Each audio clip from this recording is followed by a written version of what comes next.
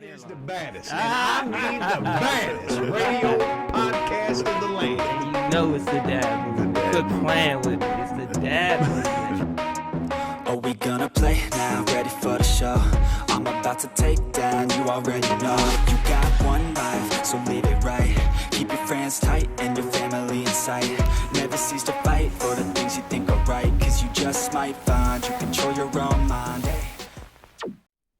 Welcome to the Dad Movement Podcast, Episode 2, Season 2. What it do? Yes. We got my man Dre back in the building. Yeah. Feels good, man. You know, I miss y'all. I love y'all, man. I miss you too, man. It's a good look. You know, I love being here. Just schedule sometimes be a little funky with work, but if I'm not here, I'm here in spirit. Just know that guy. Absolutely. It's a part of you. So. Nah, man, we excited, man. We got a good episode coming. We got a special guest. Yeah. Mr. Steve in the flesh today. Yeah. How's it doing? How's it going today, my brother? Oh man, it's a blessing to be here, to be with you brothers. We're hanging out, got a few moments away from work and the family to hang out here with you guys. So Appreciate I'm looking forward to sharing. Sure.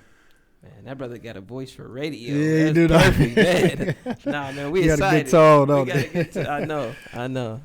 So no, man, we're excited today. I was just sharing with the brothers that I am expecting my second child. Congratulations. Yeah, man, I'm excited. Congratulations, bro. Trying to figure out how we all gonna fit in this 2-bedroom spot right now. Oh yeah. Put some hoses and some water. No, we're trusting God. We're excited, man. It'll all work out. It's all gonna work out for sure. For sure. Yeah, tell that to my wife. But no, we're gonna make it work. I'm excited, man. Work out. It's a blessing, man. It's a blessing to have a child. I mean, I remember being young and thinking the kids like, oh my gosh, I just couldn't imagine having more than one. And then now as you get older, you be like, what's more important than God and family? You know what I mean? Sure. And being able to span, because only God can give life. So it's just amazing to be blessed. So to look at it as a blessing.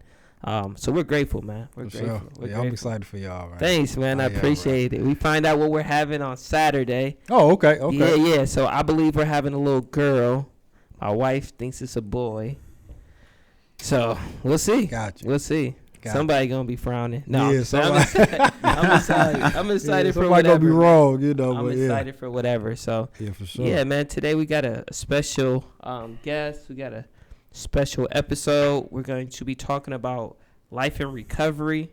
Dope. I think this is a phenomenal topic. I know I've seen a lot of headlines throughout the pandemic about those who have been in recovery and who's been struggling because they're used to having routine and structure, and then now that's out of whack because maybe work is no longer active, so now they're at home, more downtime. And you've seen a lot of people relapse. I think the numbers are a little higher now. They too. are. 80%. So it's gone up 80% since the COVID pandemic started. Yeah, right. Wow. And then so with this whole recovery world, and for those of us that are big into it like I am, COVID's kind of created this perfect storm of, you've got a lot of people are out of work. They get these huge unemployment checks. They get, the relief checks from, or the stimmies as everybody calls them. Stimmy, right. They're coming out with the stimmies left and right. Yeah. And then on top of it, their normal accountability networks aren't available. Yeah. So they're sitting home without any group or 12-step or be able to go to these things that they're used to or accustomed to go to. Even church, a lot of churches have gone virtual. And there's a saying in my business, the opposite of addiction is connection, and isolation always leads back to addiction.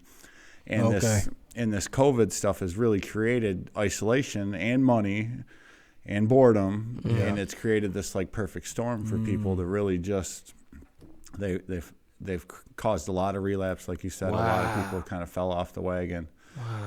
Wow, man, that's nuts, man. We're gonna go back there. Yeah. I'm going to rewind a little bit. Yeah, okay. We got a very special guest again, like I said, Steve. So we're going to go back into checking in with Steve and who is this guy and a little bit about his story. So, Steve, you're from? I'm from Muskegon. From Muskegon, born and raised? Born and raised, Hackley Hospital. Hackley Hospital, okay. And you have how many children? So I have 3 children of my own, and then I have 3 stepchildren. So we have 6 between me and my wife. Blended family for sure. Nice. Beautiful. Yep, beautiful blended family. I love it. It's being a dad is a big part of my life, and being able to pour into these children and share the gospel with them and help guide them to being healthy adults is a blessing every single day. I love it. Hey, man, that's what's up. Sure. Yeah, no, that's a blessing. And, you know, when we were thinking about having this episode talking about recovery, there was no question that we couldn't pick the better candidate than I you. agree. Yeah, I agree. Nate was like, oh, off rip. And to let you guys know that this is a reentry program and they cover recovery here. And so I just say they have an extensive networks of those who are in recovery. Here at Fresh Coast, you said? Here at Fresh Coast Alliance. Okay. That's what we're doing filming at. That's the partnership. And so to put in perspective, there was a group of people who we could have picked out for of. sure. You know what I mean? Everybody walking in throughout this door, yeah. we could have picked. But they said clearly, Steve is our guy. So, man, if you want to share a little bit about your story in recovery, you've been now sober for how many years? So it's been about 4 years that I've been in recovery. I've like I mentioned before that I'm from Muskegon, so I was born and raised here, and I don't have like your typical story. Okay. You know, a lot of the guys you hear come from like a broken home or there was a childhood abuse trauma kind of thing. Yeah. You know, that's not your story. That wasn't my story, guys. How did it? Okay, so let's go into it. I mean, how did it start? like I had parents that loved me. Okay. You know, I played baseball for East Puffer High School. I was a pretty all-American kid. I had graduated like 11th in my class. Yeah. Wow. So I was a smart kid. But I also got raised in a home where, you know, my dad struggled with his own opiate addiction and prescription medication. Like everything was given to him by the doctor, but just because the doctor prescribes it doesn't mean you necessarily have a problem. Yeah. Gotcha. And so he it's a good nugget. And then my mom obviously, you know, struggled with some of her own demons, but there was never like a lack of love or compassion or like they took good care of me. I never had to need or want for anything or wonder what my next meal was coming from. You know, I had a pretty good childhood. I started at a pretty young age experimenting, mostly like a lot of guys do, or girls, like marijuana. Yeah. For sure. You know, drinking on the weekends, out every spuffer we went to like the 2-track parties. Okay. You know, we was out in the woods with the big bonfire. I know nothing about those. You know, for some of you guys, y'all might remember the 2-track parties with the big bonfires and all that stuff. And that's kind of where it all started with me. And I kind of fell around my junior, senior year, started to fall kind of to the wayside. I guess I got mixed up with the wrong crowd of people, and a lot of that carried over to college. I actually had a full ride academic scholarship to Western Michigan University. Wow. And I went to Western, but my mom, you know, God bless her heart, she filled out all my paperwork. Wow. And was hoping that her son would just get there and do well and kind of wake up out of this. Right. Okay. Because then you were just partying. I was just partying. Okay. Was there? You felt like was there a dependence already starting to take place? Not really. Not at that point. It was more of, you know, I was kind of a square as a kid. Okay. You know, and kind of a nerd in a sense, or I felt that way about myself. No doubt. Start feeling yourself a little bit. You know, so once I started getting around the party crowd and the women and all this stuff and started to get my little confidence going and, you know, I was more interested in the party than the school. And really, I figured out pretty quickly that I was a natural student and a natural test taker, so I didn't really have to do anything, and I still got straight A's anyway. Wow. And so trying to see what that'd be like. What that feel like. I know that's right. You know, I was just always really good at it, so I didn't have to put in a whole lot of effort. And I assumed that once I got to college it would be the same way. But you kind of have to go to class to know what's going on. And, you know, I get to Western, and it's just I mean, it was party central. Oh, I had some good times in Western. You know, it was party central, and you know, I started taking things to the next level, and instead of just marijuana and alcohol, you know, it started with like the cocaine and the psychedelics, you know, LSD, mushrooms, those kind of drugs, and I started to get into like the drug trafficking. You know, I met a lot of different people at Western because there's people from all over the country going there. Gotcha. And, you know, I ended up spending more time driving back and forth to Muskegon. Wow. You know, kind of living a dangerous kind of life instead of going to class. Gotcha. And a lot of times we justify our actions at the time thinking that, you know, you're having fun or you're making money or whatever. But I basically gave away my education at that moment. Wow. You know, for drugs and alcohol. And then after my third semester there, I was raided. My dorm room was raided. Wow. Oh, okay. Wow. right at the Western Michigan. I was in the dorms. Was you a kingpin up there? Yeah. Not really. I was just dumb. Yeah, okay. I guess, and just had traffic in and out all day long. Wow. Gotcha. Okay. And you were on campus at this time? Yeah, on campus, like literally Ernest Burnham Hall. Oh, And, you know, they came, kicked in the door, and... This is campus safety, or this? No, it was the campus police. Okay. Campus police. Okay. So they come, kick in the door, and they had, like, the Kalamazoo Sheriff's Department there, too. And, you know, they took me to jail, and Western basically kicked me out. Essentially. Oh, for sure. Wow. You know, they asked me to leave. Well, they asked me to leave campus, so I could no longer be in the dorms. But you can be a student But still. I could still be a student. Okay. And at that point, I didn't have nowhere else to go. So At this point, got into the crowd, start kind of being the connection for everybody. I think too. I think, and start people, you know, traffic coming in and out of the house. So then you have the campus safety came and raided the space. Yeah. At this point in your life, what are you thinking? Like, okay, is it like that, you know, split road? Like, am I gonna, okay, this is time to get my act together, or is this, I'm already here? it sounds kind of messed up, but at the moment, it was like, you know, I had watched a lot of the other guys that were selling drugs, and like, I wanted that lifestyle more than, so I was like, I made it. Like, I finally got, you know, I got in enough trouble to have a name for myself or whatever, you know, and it's kind of some goofy street thinking. It's very goofy, but at that age, though. But at that age, you know, 20 years old, I'm like, okay, you know. For sure. But basically, I ended up leaving there, having to come back to Muskegon. And that was really when some of like the depression and like some of that stuff really started to hit me. Like now I don't have a job. Yeah. I'm back living at my dad's house. Yeah. I don't have really anything. And I've just basically gave away my education. I'm seeing some of my friends from high school and they're doing well. And, you know, that's really when some of that depression starts kicking in. And then I noticed that I start turning more to the drugs. Yeah. To cope with some of those depression and some of those feelings. Gotcha. And I got a job in a restaurant, you know, and then for the next 10 years, I bounced from restaurant to restaurant to restaurant in Muskegon. I had, you know, a few different... Now, while you bouncing, is the drug addiction is in there too?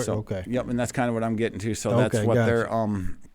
So as I'm bouncing from place to place, my addiction's steadily getting worse. I end up getting a job at Buffalo Wild Wings. Like I helped open the one here in Muskegon when they first built it. Wow. And I got a job there as just a regular cook, and I had moved into a little house down here on the corner of 5th and Mason downtown, and I had started having, you know, it was basically the same story. You know, I started having all these huge parties all the time. Oh, okay. The drugs and the alcohol. And I had met a friend of mine who was selling cocaine at the time, and started, you know, kind of hustling with him a little bit.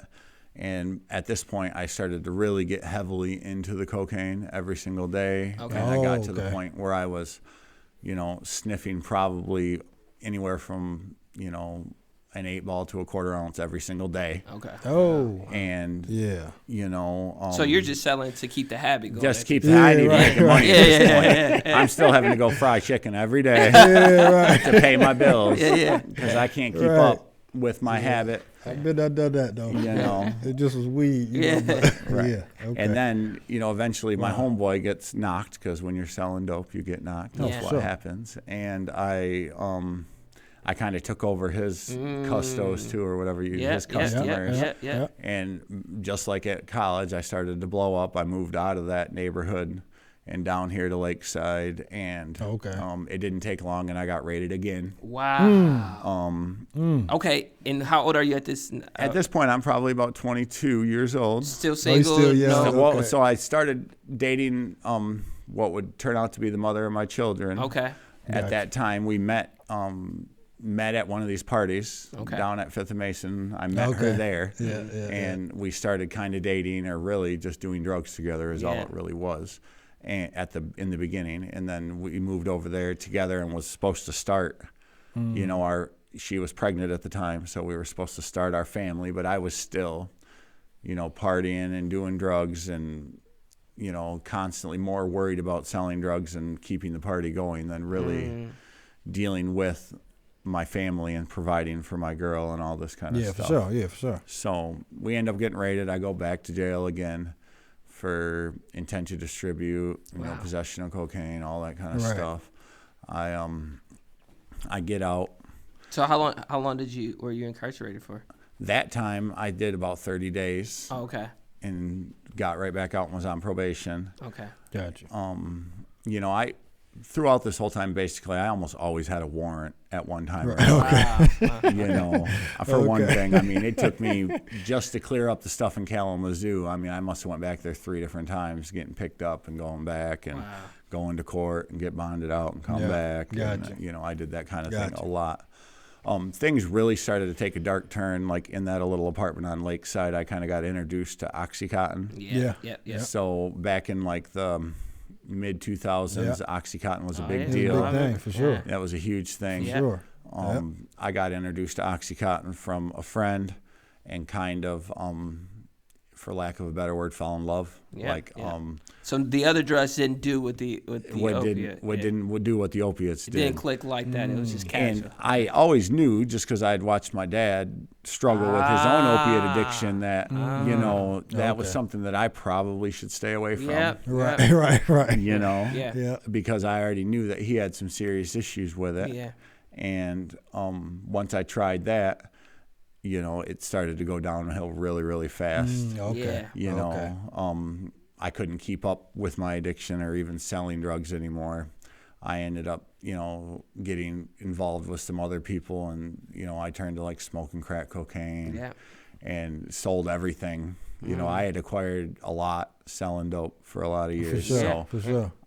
But it took a matter of months. That's how I go. Months. That's how I go. Wow. 3 months, and I had sold everything I had to keep up with this habit. I ended up losing the apartment and getting evicted. You know, my son was born right around the same time. So we ended up moving back in with my dad and my girl. And, you know. Okay, I'm sorry. I don't mean to cut you off. No. Your dad and mom, because I know mom helped you get to college. Just moved in with mom and dad. Well, just dad. So they had always been divorced. Gotcha. So they had always been divorced. Gotcha. And so I had moved back in with dad. Because I'm wondering what mom is thinking. Yeah, she helped you get... mom basically has kind of disowned me. Like once I got kicked out of college, she was there. Okay. I mean, I could call her and be like, "Hey, mom, how you doing? I love you. I love you too, Steve. Are you still getting high?" Tough love. You know, yeah, I'm still getting high. Okay, well, call me next month, kind of thing. You know, you know, there was no serious support during that time, but for obvious reasons. Yeah, it was tough love. Absolutely.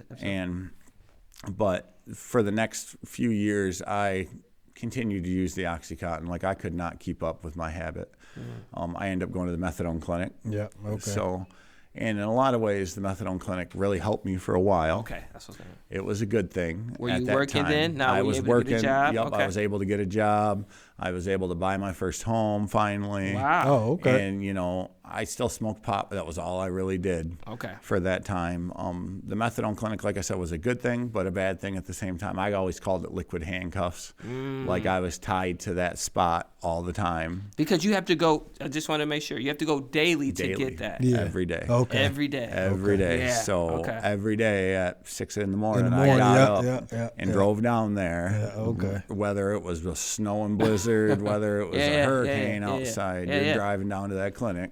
You know, you couldn't go camping with your family, you couldn't go on vacation. That's what I was going to ask. Yeah, what is you got a son? How old is he now while you're? By the time I started the methadone clinic, he's about a year and a half old. My girlfriend was pregnant again with my daughter when I first started, and finally I had gotten to a point, and she had used with me. And I don't know, I give her props to this day. Like, she just stopped. Like, when I went cold to the methadone turkey, just clinic, cold she cold turkey. turkey stopped and didn't even flinch at it, you guys. Like, I'm like, What do you mean? Like, didn't go get treatment? No nothing, detox center? Nothing. She said, I'm done. If you're going to the clinic, I'm not doing that. I'm done. And just stopped. And didn't even seem like she had an issue. Right, wow. I'm like, what is going on? Yeah, I would be in agony. Yeah.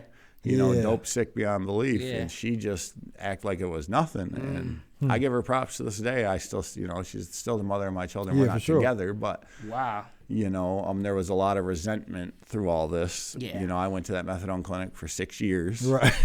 Wow. You know, I spent $80 a week for 6 years. Wow. You know, I could have drove a brand new Cadillac right. for $320 a month. Yeah, right. You know, and for sure. She hated it. Like, we couldn't have a lot because I had to pay that bill before I paid any other bill. That's it, because I can't function. I can't function without that. So I can't even go to work without doing this. Yeah, right. That's crazy. During that 6 years, you know, I worked 2 jobs. I worked at the restaurant all day. I managed the 750 Grill there in North Muskegon. And then I did a furnace job during the day with her dad, and then I worked at night at the restaurant. So I'd go to work at 7, 8 in the morning and get out 10 or 11 at night, and did that, you know, 6 days a week for 6 years. Okay. Was it medication almost?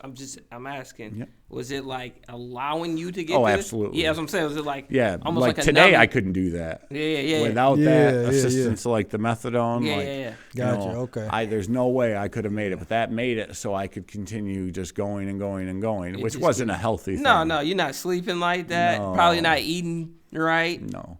And just, you know, I didn't have any kind of real relationship with the mother of my children because I was never there, or the kids really. Okay. Because I was never there. Gotcha. You know, I was so, just to afford the place in the house that we had bought. I mean, at the time, I think we had like a 12% interest rate. It was a HUD home. And I mean, we were paying way more than what we should have been, but we had no credit or bad credit. And right. So, and then things really started to fall apart. November 6th, 2012, I had left the methadone clinic. And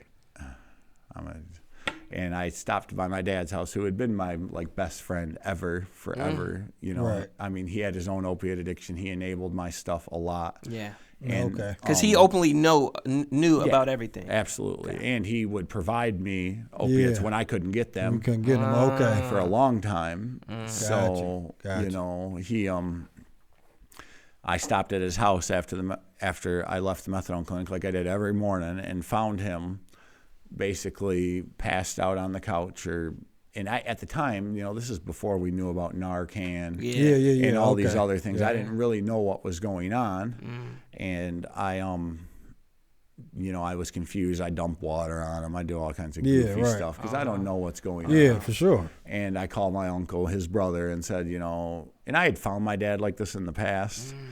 And I said, you know, Dad looks like he's, you know, taking too many pills again. Like, I don't know what to do, but. And my uncle's like, well, don't call the ambulance, you know. The doctor will take him off his medication if you call the ambulance. So he's like, I'll be over there in a minute. And so I left and had to be to work. And I get a call at work like an hour and a half later that he died. Oh, no. And, and he had overdosed, obviously, on his own prescription medication. And you know, for many years after that, like, it fueled my own addictions. Like, I can remember it like it was yesterday. It was tough. You know, you start asking yourself all these questions. Like, I could have called the ambulance. I could have done something. Yeah, you know, that was your best friend in the world, and you just basically left him there to die. Yeah, okay. And, you know, it took me a long time to really realize that he made his choices. And, you know, you did what you thought was right at the time, and you can't continue to beat yourself up. It was only a few months after that my mom died. She had a alcohol-related stroke, and was an everyday alcoholic. And then literally like 2 months after that, the mother of my children left for her high school sweetheart. So it's like 8 months. Yeah, just I tough. lost Everything. Everything. Felt like it felt like everything I had ever worked for was gone. My dad was a corrections officer, so he worked for the Michigan Department of Corrections for like 20 years, and he died at the age of 59, which paid out a $90,000 life insurance policy. Okay. And that I was the sole beneficiary of at the time. And I got that money, and as soon as the mother of my children left, I went off the deep end, basically, and spent $90,000 in 9 months. Wow. And I quit going to the methadone clinic. You know, I started IV using heroin every day, smoking crack cocaine every day. And I did this for, you know, obviously the money ran out quick. You would think $90,000 would last a while, but when you're shooting dope and smoking crack all day, every day, it doesn't last long, guys. Like it's, you know, it's $1,000 a day habit. You know, trying to keep up with, and plus you're, you know, trying to fund the habit for every girl in Muskegon at the same time. You know, and after that, I resorted to like stealing. You know, and then I got in trouble. Now you still on, your habit is still Oxycontin? Well, nope. Now it's basically turned to heroin. Okay. Like once I left the methadone clinic, I turned to heroin. Oh, okay. I no longer, like, it sounds kind of messed up, but I didn't want to go to the methadone clinic anymore, and I had all this money. So I'm like, I'm just gonna go use heroin. Like I'm loaded. Right. Is the way I looked at it. No. That's how you weird addict thinking. No. That's exactly what I would have been thinking too. You know, I'm loaded. I don't need to do this no more. For sure. I can just buy my own. I can buy my own for sure. You know, so I quit going.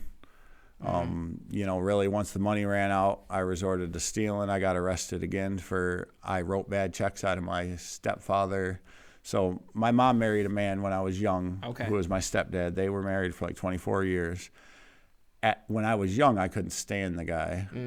But really, he was probably the best parent figure I ever really had. Okay, right. Like it's amazing when you get that hindsight and start looking back at all these lessons he taught me. You know, if you're gonna do it right. If you're gonna be a man of your word, do what you say you're gonna do. All these things that he instilled on me as a kid. Because they got married when I was like 5 or 6, so he was always around. But at the time, it was always, "You're not my dad. I don't have to listen to you." All that nonsense. Same nonsense I deal with now. You know, it's funny how history repeats itself. It is funny. But you know how to deal with it now I know from that experience, though. You know what I mean? So that's the beauty in it. Yeah, for sure. But I do deal with it now. But I had wrote bad checks out of his business, and he tried not to prosecute me, but the bank picked it up. I got arrested for embezzlement. I had cashed like $20,000 worth of bad checks. So I went back to jail again. And this is probably the 9th or 10th time I'd been to jail. And God bless my stepfather. Like, he's a good man. And I did 90 days. He went to the court hearing at my sentencing. Left me in jail, mind you. He wasn't going to bail me. Oh, no. But at the 90-day mark, he went to my sentencing and begged the judge to let me out, even though I had taken like a 5-month cop. Sir, I took a plea agreement to 5 months. So they let me out after 90 days because he begged them to, after I stole $20,000 from him. For sure. I got a heart of gold. Yeah, he deserves a medal, bro. Okay. I mean, you guys, oh, man. And they let me out on tether. I still wasn't really ready to stop getting high. But you had 90 days sobriety. I had 90 days sobriety. Not that it mattered, because I wasn't out a day. Yeah, you was having fun still. And did you think you were going to stay clean when you were in there? Oh yeah. Okay, so it's for sobriety, but after a while you're like, no, I'm gonna stick with this thing. Right. Okay. That 90 days, every day on the phone, I'm talking to him like, I'm done. I'm not doing this no more. I'm off of everything. I mean, that first week in there. Oh, yeah, you had a tough. detox. I was on heroin and cocaine and everything else under the sun, and I detoxed cold turkey in that jail cell. And I thought I was going to die. Oh, for sure. And the guys in the, down there, it was in Muskegon County here in the annex, and I was walking around like a zombie, and I don't remember a lot of it, but getting in the shower at 3 a.m, the cops be like, "You can't shower at 3 a.m. And I'm like, okay, whatever, I'll do what I want, kind of thing. And they dealt with me for that week because I was so sick. And then you would think that'd be enough to make you want to stop, because you would literally thought you was gonna die. But I got out basically did the same thing. Got right back into it. And now I'm on tether. So I had a tether on my ankle. Yeah. I was I made some really poor choices. This is when I first started to get into like methamphetamine. Okay. So I had met a guy that knew how to, back then, before they have like the super meth that they bring here today, they would do what's called shake and bake. So you would make it in your basement. And he taught me how to make it. Okay. Which was a bad decision. And we'd sit there and make meth. And yeah, it was bad. You know, I'd have my kids in the house, like all bad, bro, all bad. My baby mama, you know, basically was still done with me at this point, but she let me see the kids. Like she knew that I loved those kids, and I still wasn't making very good decisions. Okay. I went to a house party one night and stole a Walmart uniform off of somebody's bathroom floor and started wearing the uniform and going to Walmart and pretending like I worked there and like wheeling TVs out the door. Right. To support my habit with a tether on my ankle. Oh. And eventually they caught me. So I got caught and charged with felony retail fraud. Yeah. And I was already on felony probation. Yeah. So the judge was not amused. You know, Judge Marietti was like, bro, you're done. You know. Yeah. You know, I sold everything I had left, the few things I had left from my dad dying, like a four-wheeler and a trailer and a few other little things, to pay my attorney, and begged not to go to prison, and I still ended up going to Michigan Department of Corrections. Okay. Wow. Now, what year is this, Steve? So that was in January 2014, I was sentenced. Okay. Or January 2015, I was sentenced to Michigan Department of Corrections for 13 months. Okay. I ended up doing almost a little over 2 years, so I got what they call a continuance or a flop. Yeah. You know, I got in there and was acting a donkey. Okay. You know, and thought I was like the toughest guy in the world, and I was going to beat everything up. And, you know, I ended up getting out after like 22 months or something like that, and I met these guys here at Fresh Coast. You know, I got out October 12th, 2016. So I was there basically all of 2015 and most of 2016. They really helped me in the beginning with like the reentry piece. I had a brief little hiccup for about a month when I first got home, where I kind of slid back a little bit. Okay. And then I got put in KPEP. Here in Muskegon. They you know, parole and KPEP and Fresh Coast really saved my life. They finally like snatched me like quick, like it was quick. Like I had only got a chance to really slide back a little bit. And they said, you know, check it on in, we see where you're headed, kind of thing. And you know, Fresh Coast really, even while I was in KPEP, allowed me to be here, spend time here. I rediscovered my faith. Like I went to church as a kid, but I had let all that go by the time I was like 13, and you know, I got reintroduced to the gospel. I got baptized here. I remember that. I was here. I remember that. Man. They paid. You know, my wife got baptized here. I met my wife right when I got out of KPEP too. You know, it just, once I really gave my life to the Lord and just, in essence, let go of the steering wheel and stop trying to be in control of everything. For sure. God directed me exactly where to go. Like, it was easy. Things got really easy. They paid for me to go to the recovery coach training. So I learned how to become a recovery coach and help kind of guide people out of their own mess. You know, so I got hired, or I started my job at Hackley Community Care like 2018.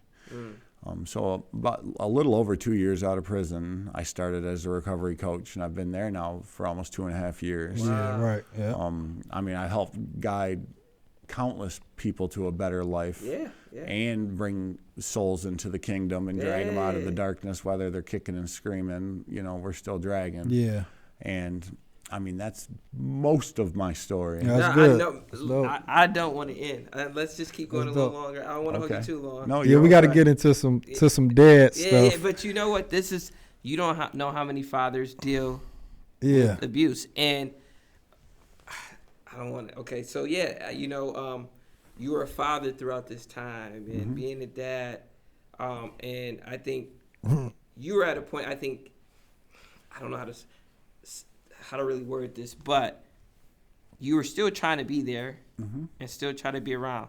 Is there such thing as a functioning addict?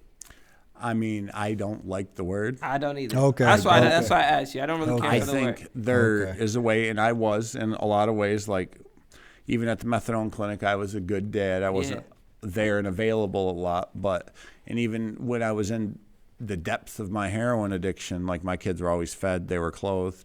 But I think that whole functioning addict thing is an illusion. It always spins out of control. It does. You can manage and try for a while, but just the nature of drug abuse and substance use, it always takes more to do the same thing. It always takes more to do the same thing. You can't get to that same level with the same amount of drugs. Nope. Your tolerance, your dependence and dependence will Oh, always go up. Gotcha. And there's always that point where it tips and you can't afford it or control it. Yep. And then you are left with a choice. I used to pile my 3 kids in the backseat of my truck and drive down to the dope man at 7 o'clock in the morning. Yeah, right. With them in my car. Right. Yeah.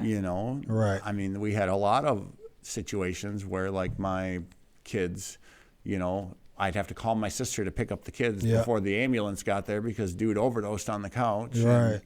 And, those kind, and they remember that stuff. Wow. They do. If I can say one thing, that kids are very resilient. Yes. Yes, They are, and very forgiving. Like my kids, I have been, and if I can talk to all the dads out there, like, yes.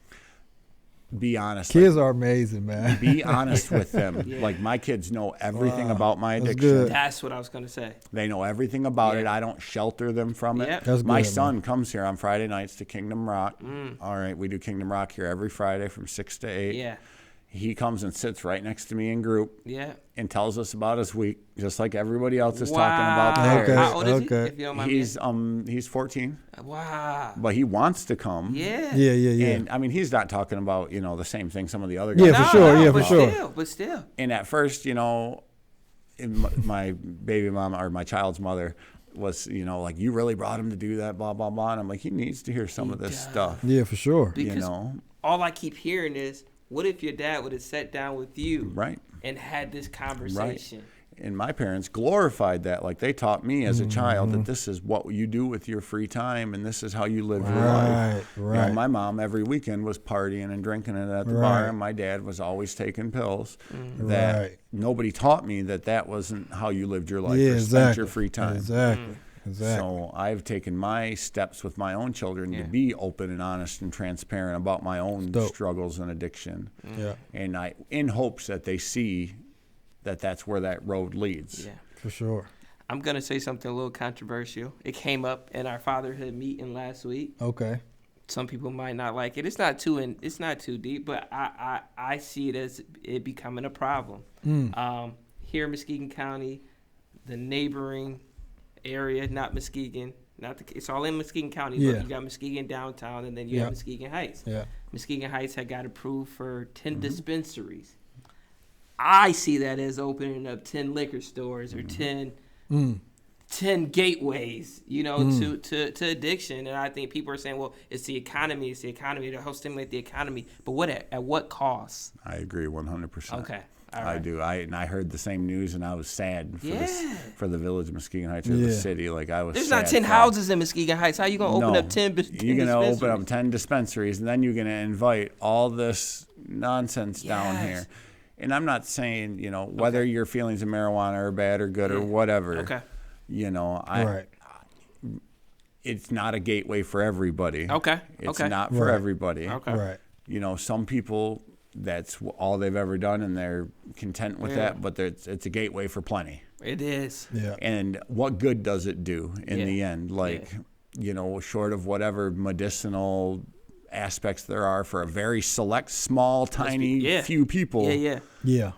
Otherwise, it doesn't have a real positive impact on anything. It is. It's not going to help you go to college. It doesn't. It's not going to help you go to college. It ain't going to help you get a job. No. It ain't going to help you do anything. And Muskegon Heights has already suffered so much. Thank you. That this is not the way to dig yourself out. This is not it. It shows a problem because, and you can fact check me, I might not be correct, but within the conversations, we have a lot of people from different backgrounds, and some are more closer to city officials and things that are going on in the city of Grand Rapids. And they said that I think it was Ada and East Grand Rapids had similar opportunities, and they turned it down. They turned it down. That says a lot right there. Yeah. You know, I just think that there's so much more that is going to come with this. And I hear what you're saying, that, you know, some people don't abuse it, but there's, you know, Muskegon County is already very high for substance abuse. Oh, extremely high, crazy high. Yeah. So I think 10 other opportunities would have been so much better to see 10 dispensaries. And, that's crazy. You know, like I said, a lot of people say, well, it's going to help the economy. Black-owned businesses need this. No, this isn't the way. At what cost are you willing to stimulate this area? And what is going to be the outcome of it? You know what I mean? Yep. Like, I can see them getting robbed. I can see so much mess coming from this stuff. And I wanted to hit on that question. Not to jump too far, you know, I scatter a lot, but life in recovery, man, you're recovering, you're a father now. What is it like for those who are listening, who are struggling, who are like, man, I really want to give it up, I really want to move on? Yeah. Why recovery? What has it done for you as a person and as a father?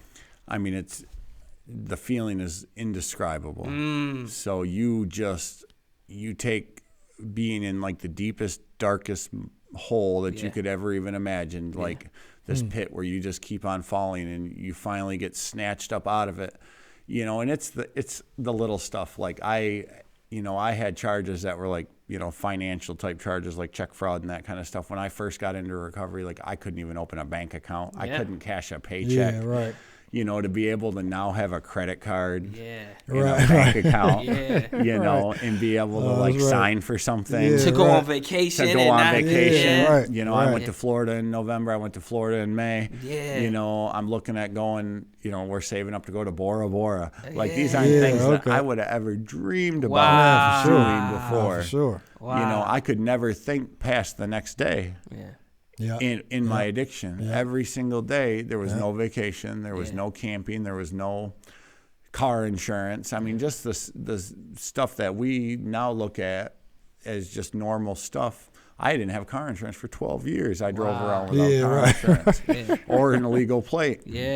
Like I can get pulled over now and not have to worry. I have nothing to worry about. You know, and then, you know, and not everybody gets into recovery and gets that opportunity to help other people. No. You know, but just being able to look your children in the eye and know that you're leaving a legacy, that was one of the most important things for me. Like when I got put into KPEP and my drug using days were over, I sat in that room by myself, dope sick again for the 1000th time. And thought, like, is this the legacy, Steve, that you're going to leave for these kids? That's good, like bro. When they look back and think about your life and what you left for them, did you leave a legacy of you know, consistency, of you know, stability, or did you just leave chaos and make their life harder for them? That's good. You know, and That's I couldn't continue living that life. My kids need to remember me as being a solid foundation for them that they could turn to and trust, and not look at like I was, you know, like I looked at my dad. Like I loved my dad and he was my best friend, but I also knew that he was addicted to drugs and that I could take advantage of him. You know, my kids look at me and love me, but they know that they're not going to take advantage of me, and they're and that I'm going to be a solid, stable place for them always. Because you have joint custody now? Is it? Yep. You have joint, and at first you were just visitation. At first I had nothing when I first got out of prison. Nothing. My child's mother basically, that I never had my rights stripped away, but I had no parenting time. Yeah. Okay. I had split legal custody, but no physical custody at all. And I had to go through that whole process step by step. And go down and file all my paperwork file motions and get my parenting time. And it started with supervised visits. Then it, you know, went to, I could have them at my house on the weekends when my sister was there. And then now it's, you know, now it's basically split down the middle. I'm not completely down the middle. I have every other weekends and one night a week, but I have Sunday night too. And then I also, and really now it's gotten to the point where they just come. Yeah. You know, my son's there all the time. Yeah. You know, he's there at my house now more than he's with his mom, but he comes and goes freely. Yeah. Yeah, for sure. You know, the other two do too, and there's no real arguing with each other and all that stuff. Like now my child's mother trusts me, which is a good feeling. Yeah, that's great. Because for many years she had no reason to. Yeah. And I had done all kinds of horrible stuff, not really to her, but to my kids. Yeah. Sure. And she was, you know, she's there to defend them. That's what moms do. And so it's nice to get along with her too. For time's sake, I got one more question. And No, I don't know, Dre, if you have something. But for those who are watching and like, man, this sounds like, you know, while you're struggling, this sounds like my significant other, or this sounds like my child who's really struggling, you know, what are some advice you give to them? Can you make someone quit? What are some things that have to happen for someone to get to recovery? So if I could offer any advice, you know, it's a common misnomer that people think like enabling comes in a lot of forms.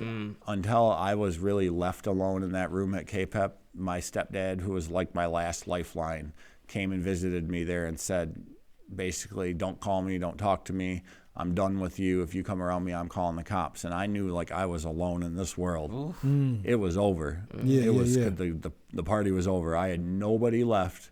I was walking out of there and going to the mission. I had nowhere else to go. Wow. And I knew, and then, you know, I knew that the party was done. And that's kind of where if you have a loved one that's struggling with addiction or alcoholism, and you have to make them uncomfortable. Yeah. All right. If as long as they're comfortable, they have a warm bed to sleep in and food in their belly. And I deal with moms and dads every day that are like, well, I just picked him up and bought him Burger King. And I'm like, well, why'd you feed him?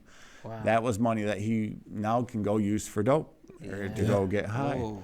You know, and I know it sounds cold. No. It sounds super cold-hearted, but it's what's got to happen. You know, the only phone call that you take is that phone call that says, I want help. I need help. And that's it. And at that point, I love you, but if you're not ready for help, you know, call me when you're ready. Yeah. You know, and it's super cold-hearted. It sounds cold, no, but hey, gotta I happen. take your sense, word though. for it. Yeah, I think you've earned every stripe to make that statement. And I played games with my family. I mean, I was a master manipulator. I mean, I put plays out months ahead of time to lay down on people, you know, to know that I was going to need that money at that time. Yeah, at that time, right. You know, people that are addicted to especially opiates and expensive habits like that, like everything is money motivated all the time, everything. Okay. Wow. Okay. So you have to really be mindful. Like there were no rules. My kids, anything to get money. You know, my stepdad, God bless him, again, he deserves a medal. I think he paid for soccer one year 6 times. You know, I said, like, the kids need money for soccer again, you know. He's like, didn't I just pay for soccer? Right. It's a travel team. I said, no, it's a different team. Now they need picture money, you know. And not one nickel went to soccer. Wow. Every single nickel of it went straight in my arm. But, you know, that's the kind of stuff that people struggling with addiction do. And for those that are listening, I'm sure you've heard that kind of stuff. Yeah. And, you know, just be mindful that if they're struggling, don't help them. Don't help them. Don't help them. You know, there's places in town here, Fresh Coast. That's real. I think there's a new detox center coming here. I seen somebody Yep. post something about a new detox It's supposed to be opening this spring. I think they're Yeah. waiting on a clinical director, but they're going to be opening here soon. Wow. Big steps for Muskegon. Fresh Coast here is doing big Fresh things. Coast is doing amazing things. Yep. Yep. There are people out here to help. Yeah. There's places that will help guide you. There's guys like me and other guys that will help you navigate this system and help you. But for those loved ones and families, most of you guys are not equipped to really help. Whoa. So just drop them off to the people that can and guide them to the people that can, because they will eat you up most of the time and leave you heartbroken at the end of it. So Dope. I don't know a better way to end. Yeah, I don't either. That was a lot of truth, and I felt that. That. You know, sometimes the truth is hard to swallow, but I It's believe needed, that though. it's needed. It's needed, and I know the struggles. I work with a lot of fathers. You know, who can lie? Everybody has addiction somewhere in their family. Yeah. You know, some people hide it better than others, but it's definitely within my family that we dealt with. So Yeah, man, I'm super grateful for Beautiful. you, Steve, my bro. Thanks, bro. My Thank bro you, man. Trey here. We Yeah, got thank you Lucas guys. on the 1s and 2s. No, he's not on the 1s and 2s. He's just filming. I just always wanted to say that. Okay. No, man, we're grateful. Another No, for sure. successful episode. Sure. Season 2 of the Sure. Dad Movement, Yep. Life in Recovery. Thank you, Steve. We're very grateful. Thank you Thanks, guys. man. I Man, appreciate you. That's it, folks. Make sure to share, like, subscribe. Yeah. Download it on Apple Podcasts and Spotify. Yep. Yeah, and tune in next one. Take care, guys. Yep. Love you guys. Thanks, guys. Yep. Take it easy.